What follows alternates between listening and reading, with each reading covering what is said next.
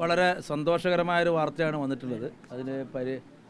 ഞങ്ങൾക്കതിൻ്റെ പൂർണ്ണമായ വിവരം ലഭിച്ചിട്ടില്ല. പക്ഷേ ഇന്ന് കിട്ടിയ വിവരപ്രകാരം വളരെ സന്തോഷകരമാണ്. 20 വർഷത്തെ തടവാണ് കോടതി വിധിച്ചിട്ടുള്ളത്. ഏകദേശം 19 വർഷത്തോളമായി എന്നാണ് മനസ്സിലാക്കാൻ സാധിക്കുന്നത്. കൃത്യമായ വിവരങ്ങൾ ജഡ്ജ്മെൻറ്റ് കിട്ടിയതിന് ശേഷം നിയമ വിദഗ്ധരുമായി കൂടിയാലോചിച്ച് ഞങ്ങളുടെ റിയാദ് കമ്മിറ്റിയുമായി കൂടിയാലോചിച്ചിട്ട് വേണം ഞങ്ങൾക്ക് കൃത്യമായ വിവരം മാധ്യമങ്ങളോട് പറയാനുള്ളത്.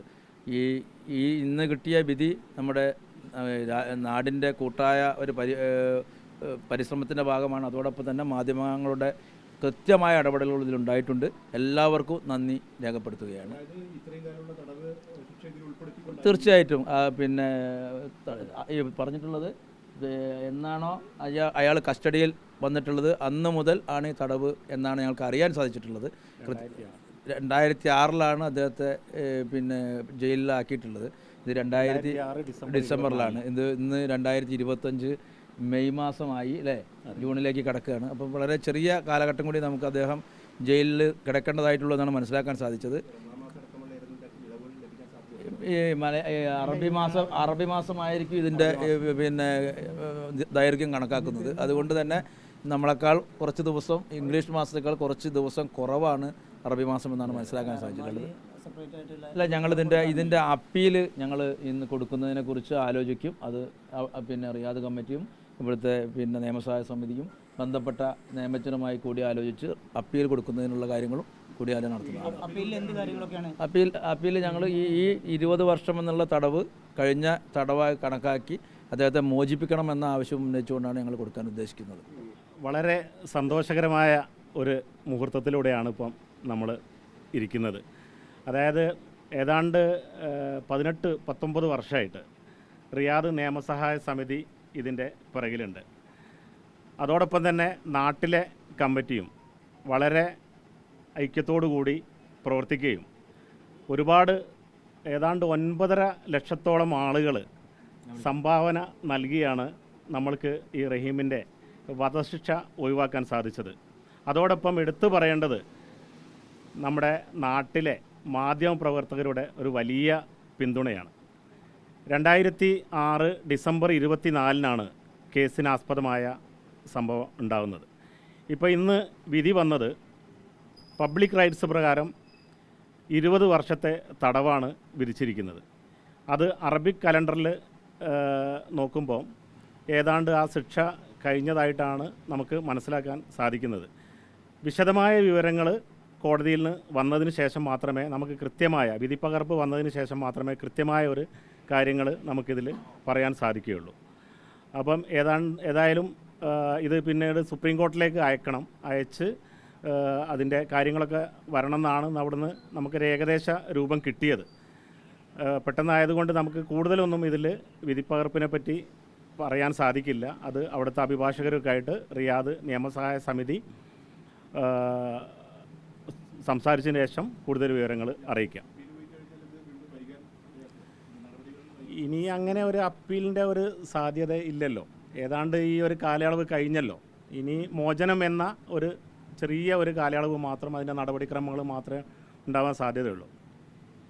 ഏതായാലും ഒരിക്കൽ കൂടി ഈ മാധ്യമപ്രവർത്തകരോടും ഈ ലോകം ഒന്നിച്ചുള്ള മലയാളി സമൂഹത്തോടും ഈ റിയാദ് നിയമസഹായ സമിതിക്കും അതുപോലെ തന്നെ ഇവിടെ രൂപീകരിച്ച ട്രസ്റ്റിനും വേണ്ടി നന്ദി അറിയിക്കുകയാണ്. കാരണം നമുക്കറിയാം, ഇതിൻ്റെ തുടക്കം മുതൽ തന്നെ ശ്രീ അഷ്റഫ് വേങ്ങാട്ട് എന്ന ഒരു വ്യക്തിയായിരുന്നു ഈ കേസ് ഏറ്റെടുത്തത്. അതിനുശേഷമാണ് ഇതിൻ്റെ റിയാദ് നിയമസഹായ സമിതി ഉണ്ടാക്കുന്നതും ഇവിടെ ട്രസ്റ്റ് രൂപീകരിക്കുന്നതും.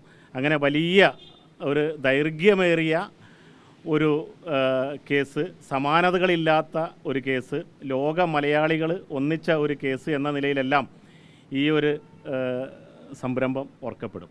ഇപ്പം സന്തോഷത്തിലാണ്. നമുക്കിപ്പോൾ ഇന്ന് 13ാമത്തെ തവണയാണ് അവൻ്റെ കേസ് റദ്ദ് ചെയ്തതിന് ശേഷം വെക്കുന്നത്. അപ്പോൾ ഇന്നും അതുപോലെ തന്നെ ആവുമോ, 12ാമത്തെ ആ വിധി എന്നാവോ എന്നുള്ളത് നിൽക്കുമ്പോഴാണ് നല്ലൊരു നമുക്ക് വാർത്ത വരുന്നത്. 20 വർഷം, അതായത് സൗദി അനുഭവിച്ചത് മുതലുള്ള 20 വർഷം എന്നാണ് കേൾക്കാൻ സാധിച്ചത്.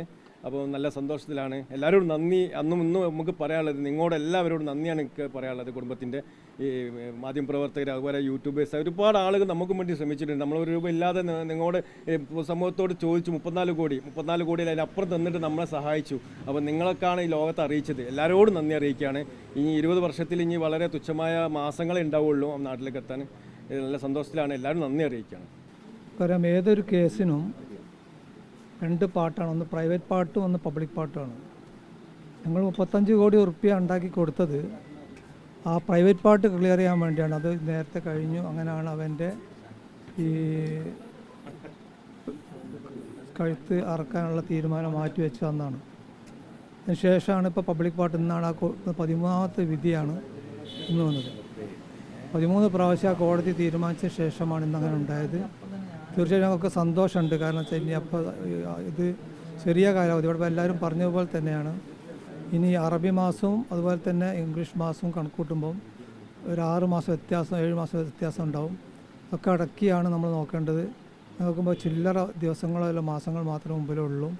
അതും ദൈവത്തിൻ്റെ അനുഗ്രഹമായി കാണുകയാണ്. തീർച്ചയായിട്ടും നമ്മോട് സഹായിച്ച മുഴുവൻ ഈ പ്രദേശത്തെ രാഷ്ട്രീയ, സാമൂഹിക, മത രംഗത്തെ മുഴുവൻ പ്രവർത്തകരോടും ആരൊക്കെയാണോ നമ്മൾ സഹായിച്ചത്, ഏതൊക്കെ തരത്തിൽ സഹായിച്ചവരോടൊക്കെയുള്ള നന്ദിയും കടപ്പാടും ഞങ്ങൾ അറിയിക്കുകയാണ്.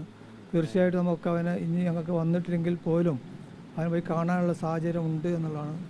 ഉമ്മയെ സംബന്ധിച്ചുമ്പോൾ കരഞ്ഞതല്ല, സന്തോഷം കൊണ്ട് കരഞ്ഞതാണ് എന്നുള്ളത് മാത്രമാണ് നമ്മൾ കാണുന്നത്. നമുക്കിപ്പോഴും താങ്ങാൻ സാധിക്കുന്നില്ല. കാരണം നമുക്ക് പോലും വിശ്വസിക്കാൻ പറ്റാത്ത രൂപത്തിലുള്ള വിധിയാണ് ഇന്ന് വന്നത് എന്ന് അറിയിക്കുകയാണ്. ഒരിക്കൽ കൂടി മാധ്യമ പ്രവർത്തകരെയും എല്ലാവരെയും, നിങ്ങളൊക്കെ ഒരുപാട് നേരമായി ഇവിടെ വന്ന് കാത്ത്, ഒരുപാട് 13-14 ദിവസം ഇവിടെ കാത്തിരിക്കുന്നത്, നമുക്കുള്ള നന്ദിയും കടപ്പാടും ഈ കമ്മിറ്റിയുടെ പേര് അറിയിച്ചു കൊള്ളുന്നു.